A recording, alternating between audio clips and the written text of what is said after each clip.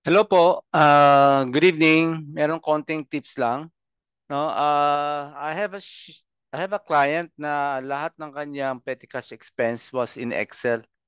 So, ganitong itsura niya, the date, description, kung anong klaseng expenses, so yung money out, no? So, may ka-partner tong money in, no? Yung mga pumasok, payment, and blend. So, sineperate ko lang. So, ang gusto ko lang sanang i-share sa inyo is how to transfer this data to QuickBook Desktop. So ang ginawa ko, kinategorize ko muna siya, no? So parang ganyan, sinorting ko yung mga different expenses, tiningnan ko muna kung sino yung medyo magkakamukha, and then yeah, mga bread, so kinategorize ko siya. Okay, so now naka-ready na yung data for transfer.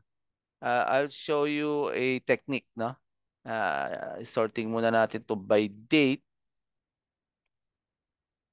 Okay. So, tingnan natin kung gaano karami to. This is around 285 transaction.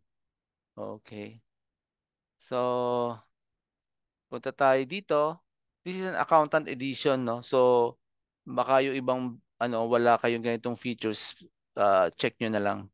Batch entry transaction, and then piliin nyo is petty cash. Dahil sa petty cash pupunta yung mga transaction. And then, so ang money out will be check, ang money in will be deposit, no? So meron tayong bills and invoices. So pipiliin natin is check, no? And then iko-customize nyo yung kamada ng field. So date, the memo is yung anong klaseng expenses yon, and then the amount, and then the account, no? So which is naka-ready na, no? Okay. So let's do it. So copy natin 'yan hanggang 200 plus hanggang dito, and then copy, paste. Oh, wait. Dapat yata walang format. I-clear muna natin. I-clear muna natin. Balik tayo dito.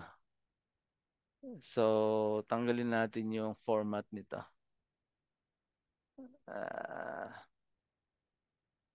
Ah, ha? General. Okay, let's try again.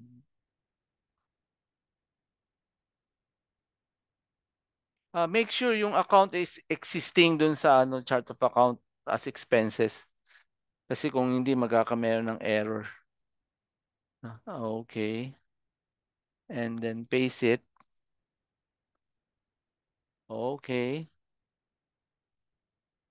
So, ayan, pumasok na lahat. So, para ipakita ko sa inyo, yung petty cash is, ha? So, yung transfer ng fund galing sa bangko, ang pinakahuling expenses niya was ito, December 10. So, yun yung continuation. Okay? Tingnan natin, ano? So, balik tayo dun sa window na yon na merong batch entry, and then save transaction.